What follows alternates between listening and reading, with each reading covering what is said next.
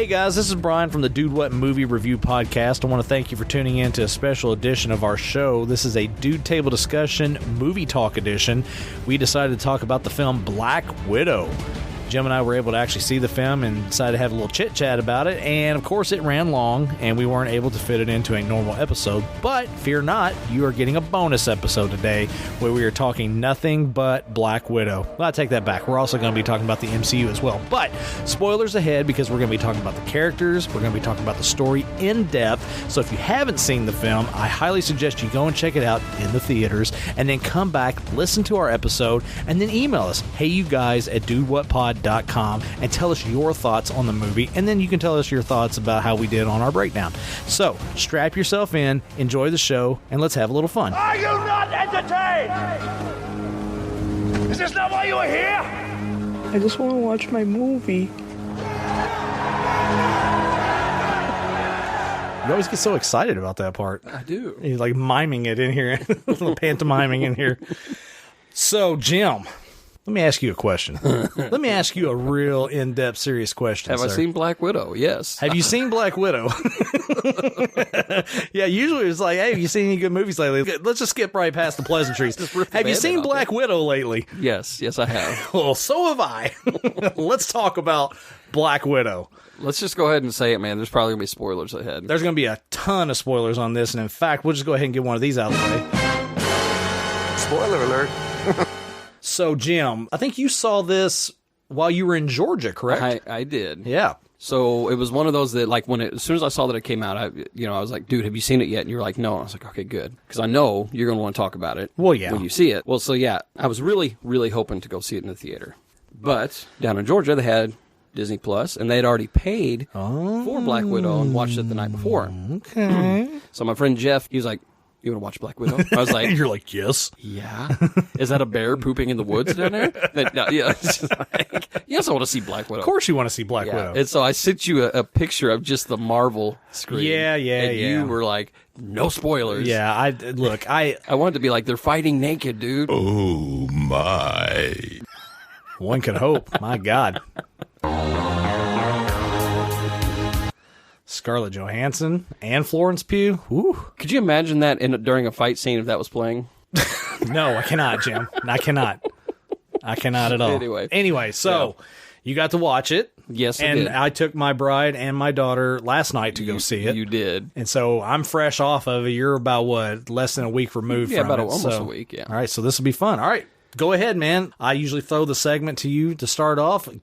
Give us your take. Go ahead. Well, so first off, watching it on TV as opposed to in the theater was a big mistake. Probably the understatement of the year, Jim. So knowing that, it took away some of the oomph that I think it would have had. Right. But the whole time I watched it, I was like, this would be awesome in the theaters. Yep. And so when I saw that you were going, I was like, son of a... I wanted to go with you, but... Yeah, which sidebar, we always go to Showplace North here in Evansville. We have these theaters here in town called Showplace Cinemas, and we always go to Showplace North because it's like maybe 10 minutes from the house. Kind of like one of the best kept secrets of Evansville. It really is. I kind of don't want to tell people about this, but at Showplace North, when you buy a ticket, you get a free popcorn. Yeah. And not only that, when you go in there, they always get rid of all their old posters that they get for promotion stuff. No, they don't give out posters anymore. They don't. They stopped giving away posters. They still do. No, they do. But talking about my trip last night to go see Black Widow, I scored the one thing that I have hoped that I could find and get. I scored myself my very own theatrical release poster of the Mortal Kombat movie, which has the side splits of Sub-Zero and Scorpion on the front of the poster. So I was very, very excited about that. It very much made my night. Yeah, your wife actually took a picture of you holding the poster, but it was rolled up. And you were just pointing at it? Yep. Wearing the Dude What shirt. And I go, is that what the F I think it is? And like, she didn't respond. Yeah. And I was like, they're at the movie. But yeah, when she said that was the Mortal Kombat, I was like, yes. Yep. Because that actually was the one poster that, aside from the It theatrical release poster, Yep. that was the last time that I remember you being like, I need this poster. Yes, yeah, So, yeah. I yeah. didn't mean to get on a tangent about. Yeah, I'm no, a yeah. poster geek. Yeah. I have so many movie posters. It's ridiculous. Like Yeah. it's probably approaching 1,000. I'm not even joking. But anyway, yeah, the Mortal Kombat one, very much a. It was a big deal for me to get that, like a huge deal. Kind of little cherry on the Black Widow sundae. Yes, very much so. So yes, we went to the movies to see it, but Yes. let's talk about your reactions first. Okay, so first off, for the Marvel music, all that kicks on. Get you pumped? I mean, automatically, you're Yeah. just like, okay, Let's do this. this is awesome. Right.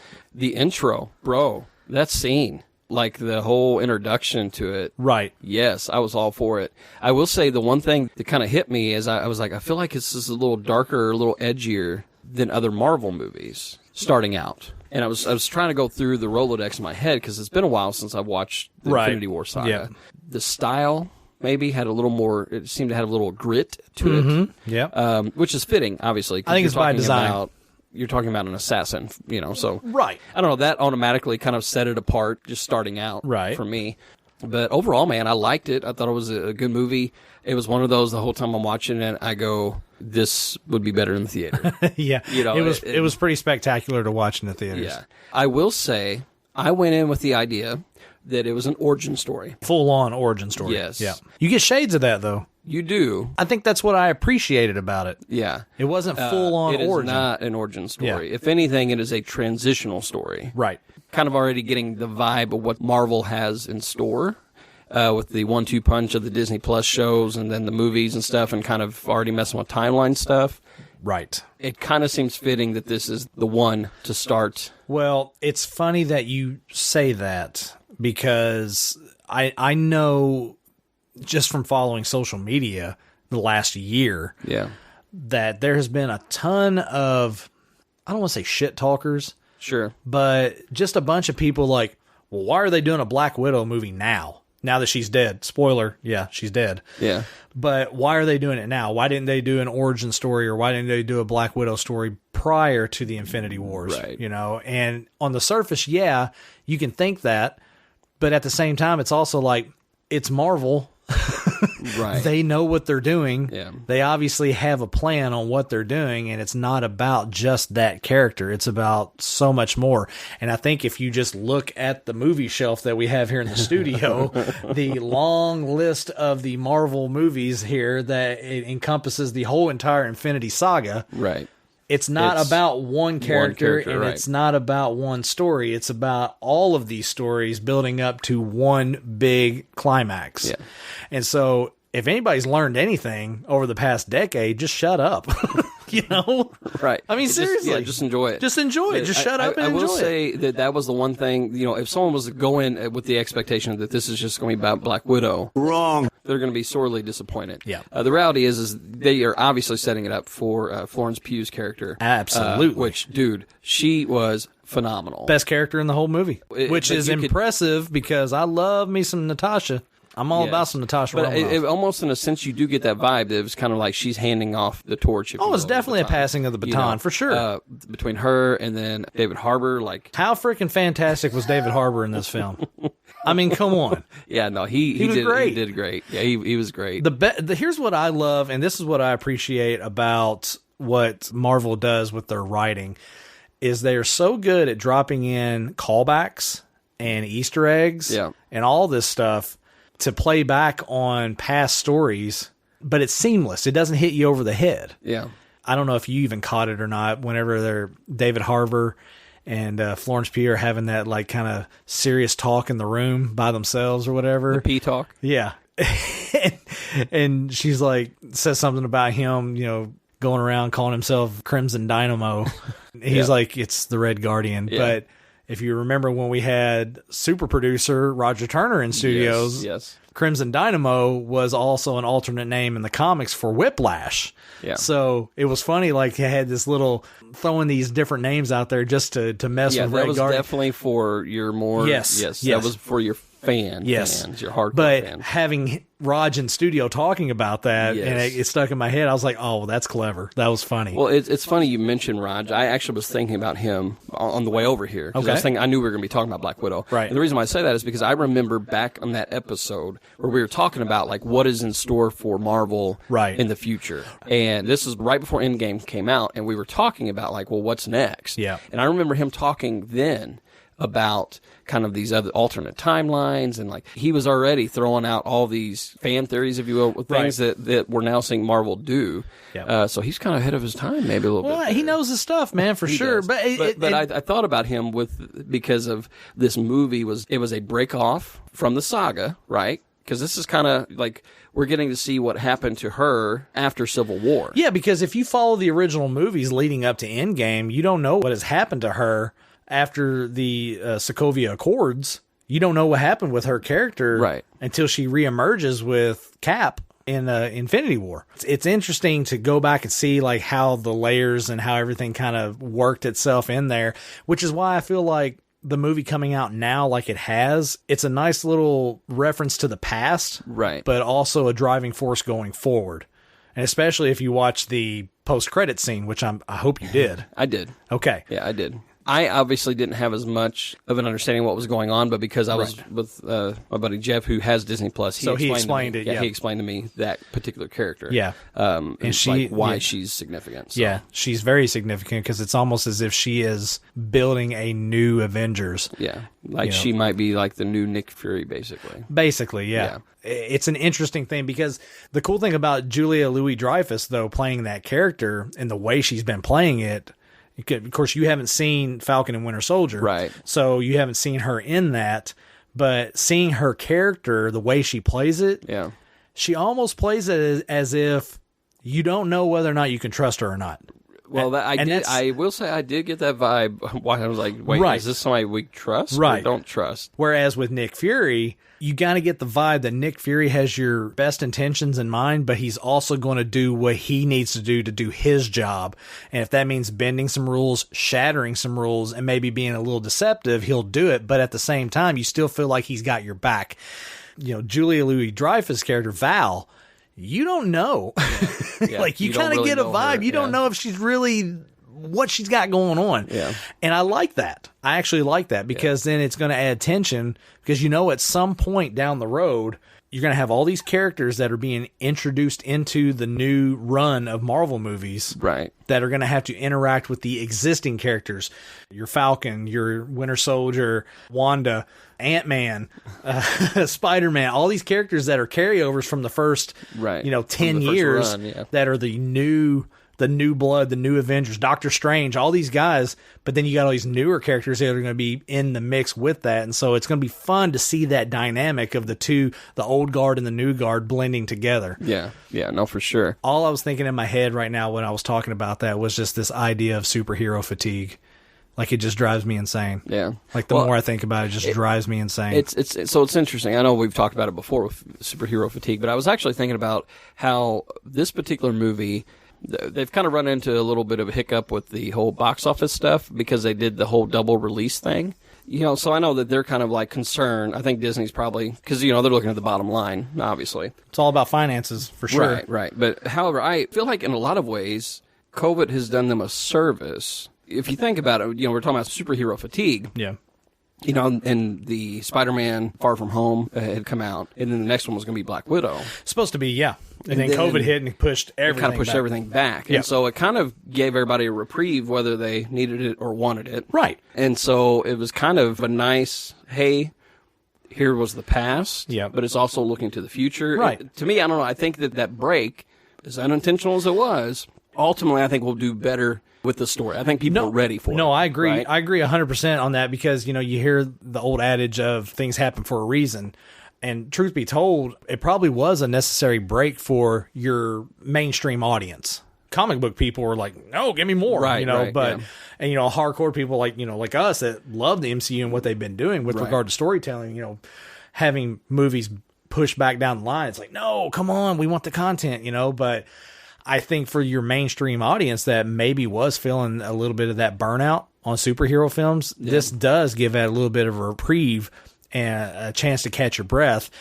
But it's funny how not only from that standpoint, but also just from the storyline standpoint with regard to the film, hearing people say, well, why is it coming out now? Why is Black Widow movie coming out now? Why not before? But if you watch the movie and the way it plays out and the way they close it out with regard to the quote unquote passing of the baton to her sister, Florence Pugh's character, going forward, it makes perfect sense. Yeah, it makes sense. Literally falls right in line with everything that's going on, which is, again, why I said, just shut up. Marvel knows what they're doing. Yeah. Kevin Feige is a wizard with regard to the structure of how these movies come out. He has proven it literally over the last decade plus. Right. So questioning it now, you know, especially from hardcore people. Right. Like, it's not even a pushback from your general audience. It's a pushback from like the comic book people. I don't know. I don't want to speak for them because I'm not a hardcore person like that. But right. I do get the vibe that we kind of forget where we've come from. Right? It kind of goes back to our expound on that. It kind of goes back to our Mortal Kombat conversation in the past where we're talking about, like, bro, like, we have literally, you've had 10 years of movies that literally could possibly not have. You know what I mean? I know. Literally, you have these characters that a lot of these hardcore fans have grown up with. They know all the backstories, all of the timelines, all that stuff. If not for Kevin Feige and what Marvel has done with the MCU over the last decade, a lot of these characters you would never see. You would never have seen Groot or Rocket or any of these characters like that. If it wasn't for people like Kevin Feige and people like James Gunn who knew exactly what to do with the stories. And knew how to handle the characters. Yes. My whole point in bringing that up, though, is that you've got to understand, for a mainstream audience, because they're just looking at it from a fan standpoint. Right. But from a mainstream audience, we weren't ready for a lot of that other stuff. No. Think about this, and this is one of the movies you and I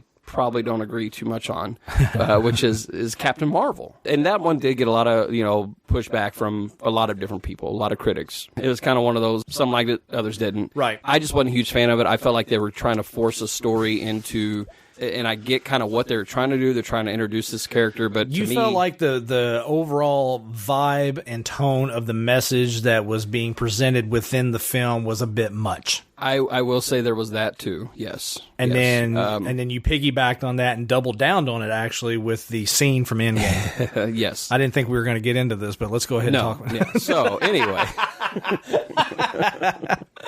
my point is that with Black Widow, it definitely was not that. It was not like that at all. There was so much character development. Whereas I feel like Captain Marvel was like it not only they were introducing a new character, but it was just like, boom, here she is. She's a badass. And like, that's the vibe I got more from Captain Marvel. I think a lot of that, honestly, has to do with the fact that they were probably trying to stick to a certain level of running time for that movie. Whereas if they probably spent another half hour in that movie building the character, building her up to why she's a badass, because let's be honest, she is a badass.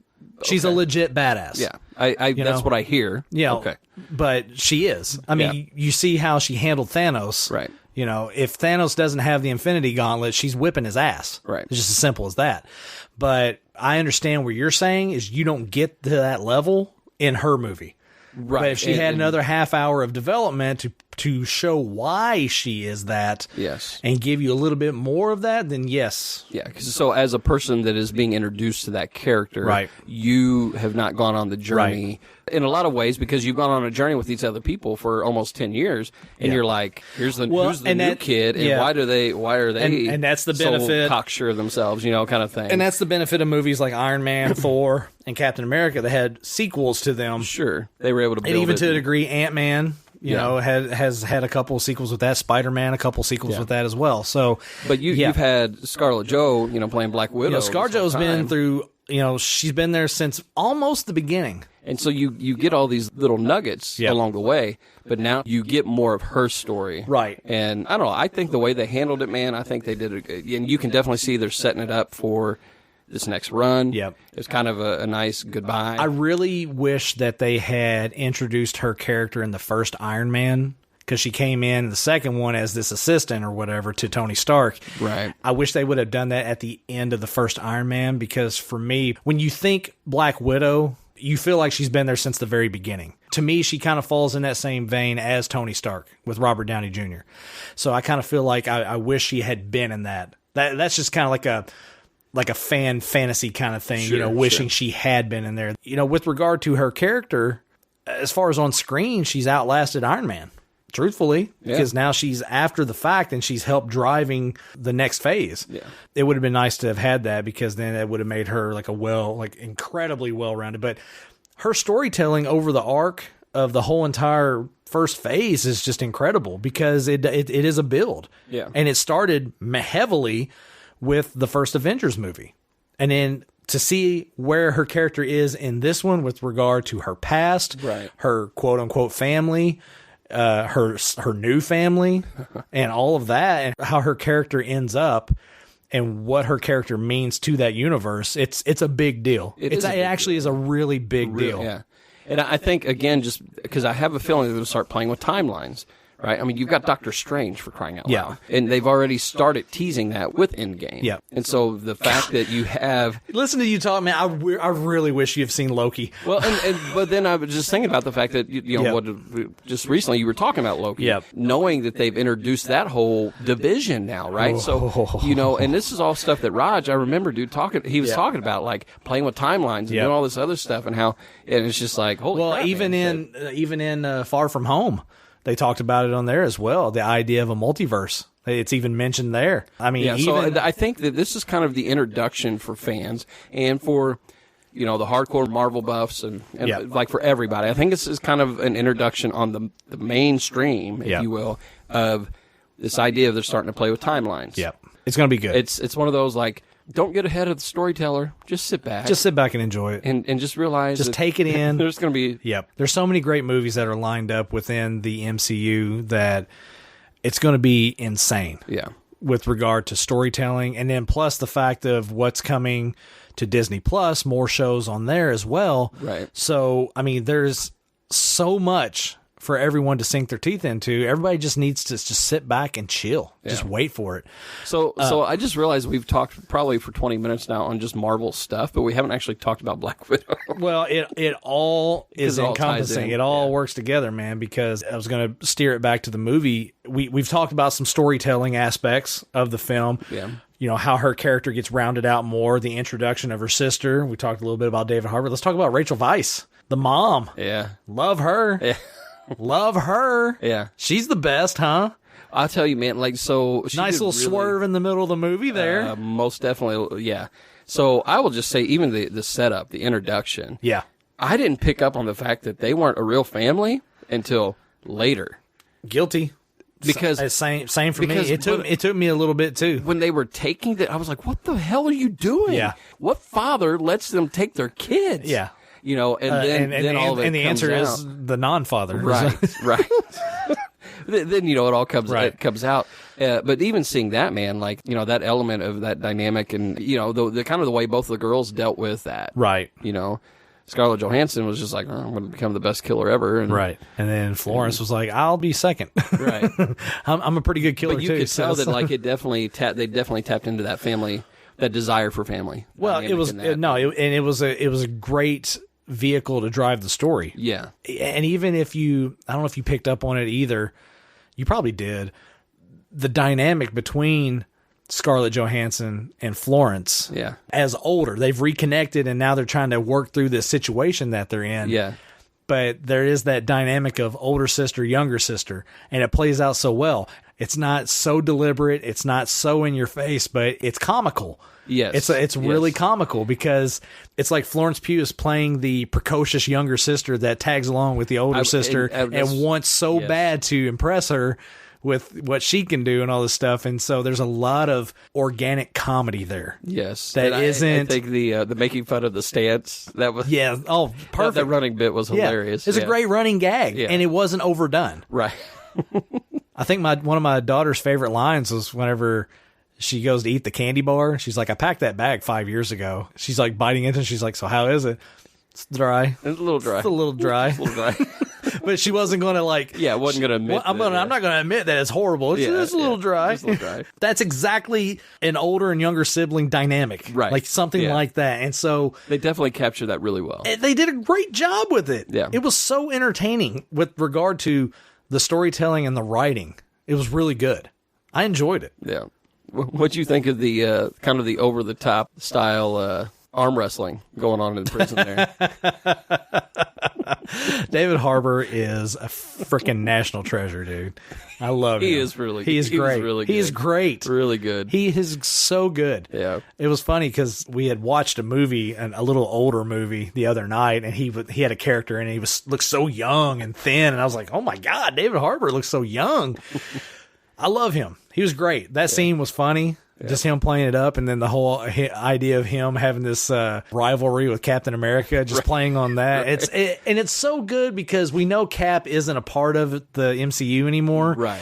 But it's so nice to have like these references. That's why I love, like I said earlier, about the callbacks and the references and the Easter eggs. There's so many different things. It's like when they finally get to Dreykov's daughter, who ends up being Taskmaster, which was a great reveal. I kind of had my suspicions, but I wasn't full on. Well, sure, and they kind of tease out because early on, like you realize, like, oh, he's still alive. Yeah, but then there's the reveal, and you're like, oh shit. But the callbacks with that, how she can mimic everyone's fighting styles, right? And you see that. Yeah, you see her ability to fight as Black Widow. You see her ability to fight as Cap. You see her ability to fight as the Winter Soldier. There was like 4 different ones. She has this ability to just mimic everybody's fighting skills, and it's like, wow, this is really cool. Yeah. It played into the overall story so well. I only have one gripe about the movie.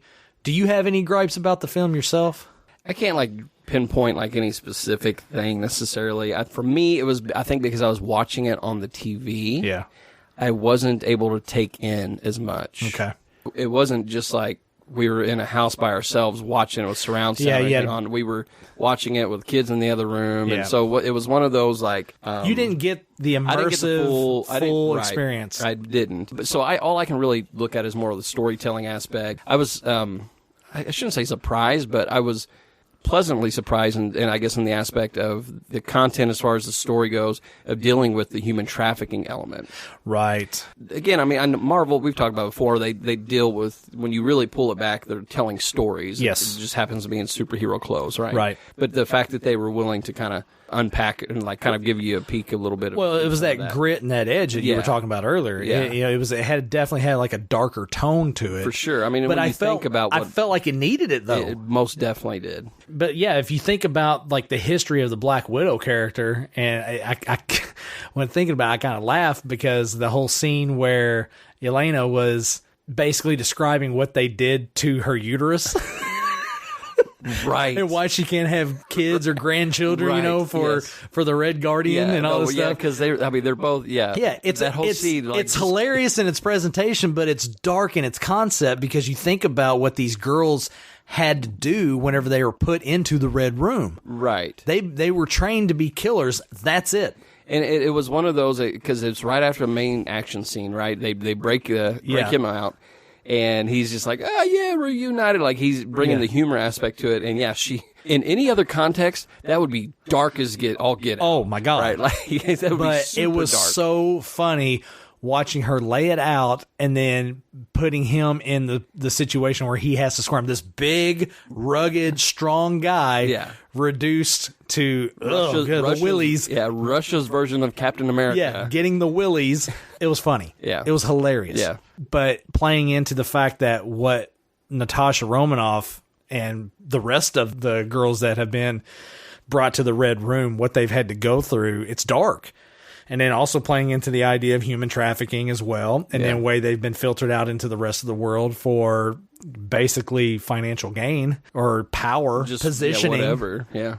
It's dark and it's horrible to think about, but stuff like that goes on the daily. And this is just a version of that in a stylistic way of showing it. Yeah. It definitely added a darkness that I felt like needed to be there. No, for sure. And especially, I mean, again, you're talking about Black Widow. So to me, I was encouraging, the fact they were willing to go dark. Right. For me, it set, itself apart in that way. Yeah. You were asking about nitpicks or anything that the only thing I can really think of that kind of, for me, was just like was the reveal of the stuff that kind of breaks the brainwashing. That whole scene of kind of like them she's chasing the lady down and all that. It just kind of, I don't know. To me, there's something different about that scene. There just need to be something different. Whether it be they just drug it out just a little longer. Oh, you mean where Elena's chasing her and the antidote? Yeah, where basically she goes from being a Black Widow to just a normal person. I think the suddenness of it plays into it, though. Like to the story, if you think about it, because it happens so quick, and she's left in this situation of like, what the hell just happened? Because she was brainwashed. She was one of those. When she's first introduced and she's on screen, you don't expect her to have that mindset, like of a brainwashed thing. You just hear her calling out commands to the other Black Widows that are out there. You don't think anything about it until that happens, and you're like, whoa, what's going on here? And then you realize like she's been snapped out of something that she was a part of that she had no idea she was even a part of.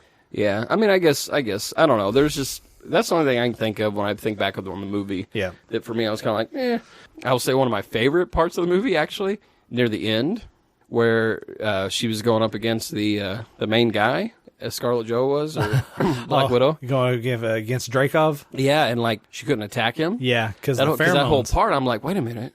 Because I was like, how is she under that spell, or how is that? And then when I do the little playback thing, and then she headbutts the table, right? Because you didn't hit hard enough, dude. You're like, holy shit. And for me, the best part about that scene, yet another callback. And she looks at him, she says, "Thank you for cooperating." And it's a callback to the first Avengers, whenever she was trying to get Loki to basically give up what his plan was. Oh, yeah. Yeah. Yeah. Yeah, all these little callbacks. And when I heard her say that, I was like, oh, that's so awesome. Yeah. That's so great. And then, her slamming her head on the table. And I knew she was getting beat up. She was allowing herself to get beat up for a reason. And I couldn't figure out what it was. But then whenever the back scene played out, you're like, oh, that's too good. Yeah, that's too good. You're just like, holy crap. Yeah. It's about to go down. Yeah. Yeah. So it was good. So that was, that was probably one of my favorite parts of the movie, actually, that scene. But yeah, my only gripe about the whole entire movie is watching it. Obviously, Marvel, you suspend the disbelief. A lot of crazy action, a lot of spectacular stuff you see on screen. I kind of felt like it was a bit much at times. Some of the stuff they were doing was too fantastical. But then I had to take a step back and I was like, hey, you know what? That's just straight up nitpick. Because this has been a straight up great action movie with a hell of a story behind it up to this point. I'm not going to sit here and dog it for that, because if I'm going to dog that for it, then I can go all the way back to the first Avengers and dog the fight in New York. So are you basically talking about like near the end where the basically the whole thing's blowing up. The whole thing's blowing up, and there's a lot of spectacular stuff. There definitely is some of that where you're like, okay, wait a minute. Yeah, this is a bit much. This is a bit much. I mean, I guess I kind of would feel that way too. Yeah. Because, I mean, the way the movie is, because you're dealing with a human. I mean, they even talk about it, right? Like, she doesn't have any superpowers. Right. No, she's a normal person. She's just a straight up normal person, just a very skilled assassin. Very skilled. Yeah. Yeah. So there is that element, but because she's an Avenger, right? You suspend that disbelief. And I think there is, because she's been in the middle of so many crazy type fights and stuff. Yeah. I think it was easier to suspend that, but I could see where that would be, because up until that point, everything's been straightforward. Very, like the action, the action's been believable. Yeah. Not too crazy over the top. But then that final sequence, I mean, obviously you're in a sky fortress. I mean, what do you expect? So it is what it is. Right. I'm not like I said, I'm not going to dog it for that. What, you got any other notes or anything you want to talk about it? Or have we pretty much covered everything? I know we've gone super long on talking about this, but we kind of expected it. The only thing, I probably will go back and watch it again in the theater. Okay. I would like to. We'll do it. Drive those numbers, man, because the theaters need it. Right. And that's an invite to you guys listening, too. Go to the movies. If you're vaccinated, or even if you're not, put on a damn mask and go to the movies. We got to save these movie theaters, man. Like, seriously. Yeah. There is nothing better than going and watching a great movie in a theater. Here's the thing. The only reason I would be okay with maybe one of them closing down is if we could buy it. But We on had our budget- opportunity when the South Side one closed, Jim. on our budget. It's not happening. It's definitely not happening. But no, man, I think I'm just excited for this next run Yep. to see what happens. You know, obviously there's some tragedy and stuff that have happened within Marvel that, you know, Yeah. it's going to be interesting to see how they navigate around that. Yeah. I know that they've got a plan, it seems like now. I'm very excited to see what kind of path they take for Black Panther, the second one. Obviously, the passing of Chadwick Boseman, that's horrible, absolutely horrible. Such a talent. We talked about that here on the show. Yeah. It'll be interesting to see what they're going to do with the story as far as that and what kind of tributes they pay to him in that. So I'm excited and sad for that movie. It's definitely it's kind of like when Stan Lee passed, right? Exactly. Like it was one of those, Yeah. like, you hate it. You expect them to be there forever, Right. kind of thing. But then Yeah. they did a really good job of paying tribute to him. Absolutely. in that, so As far as the next phase, I mean, obviously, they've already done WandaVision, Falcon, Winter Soldier, and Loki on Disney Plus. We got Miss Marvel and Hawkeye's getting his own series on Yeah. Disney Plus. So that's going to be entertaining considering what we've seen in that's Black something Widow. They kind of teased in Black Widow, And they right? teased in Black Widow as well what's going to be happening. But then you also look at the cinematic side of it, with talking specifically about time elements and different layers of universes or whatever. You got the Spider-Man movie coming out that's going to obviously be dealing with that. You got Doctor Strange, Multiverse of Madness, I believe is what it's called. Shang-Chi, which looks awesome. It does. Yeah, that looks really good. The Eternals, I'm waiting for some more trailers to come out with that because they've kind of put out a simple trailer for it right now, but Right. I mean, it looks decent. And plus, it's got friend of the show, Kumail Nanjiani, in it as well. So, Yeah, oh yeah, that friend. yeah. Well, how do you say his name, Jim? I don't know. Okay. Camille. But then you also got Ant-Man, Quantumania, that's going to be coming out as well. And then, to top it all off, one of my favorite characters, Yeah. Mr. Deadpool himself. Well, yeah. I don't know what they're going to do with him. They put out that thing where he's basically hanging out with Korg from Right. Thor. I don't know what they're doing. I don't know if he's actually going to be part of it. I don't know if he's going to be canon. I don't know what's going on. I don't know, Jim. But and you know what? just I don't knowing care. just knowing that even if he's just popping in every once in a while. Right. Look, here's what I want. All right. I just want one scene in Ant-Man Quantumania where Deadpool is just in the background eating a slice of pizza. That's all I want. Wearing a Dude What shirt. Yeah, of course. Of course. We'll get right on that. We're going to send that out to you, Mr. Reynolds. Mr. Reynolds, sir, we have a Dude What shirt for you. But no, I've talked about, Loki is like the first major domino, in my opinion, setting the course for the next run. I feel like with what they did in Black Widow is helping set the pace for the next run. With its release and its content, it's setting up for the next run very nicely, and I'm excited. Yeah, and that's kind of what I went away with. Yeah. Like, it wasn't an origin story. It was a passing of the torch story. I dig it. And I'm okay with that. I like that it had elements of the past, but it was also something fresh moving forward. Yeah. And you can't beat that. Pretty good. I agree. I think we're going to close it out on this Black Widow talk, man. We talked for a long time on that. Yeah, we did. So if you guys have not seen Black Widow, do yourself a favor. Go watch it in the movies right now. It is awesome. And sorry for spoiling it for you. And sorry for spoiling it for you, but not really. I'm sorry, I'm not sorry. Yeah. Sorry, not sorry for spoiling the movie. But hey, let's be honest. If you're listening right now, you know we were talking about the movie. Yeah. So that's on you. Right.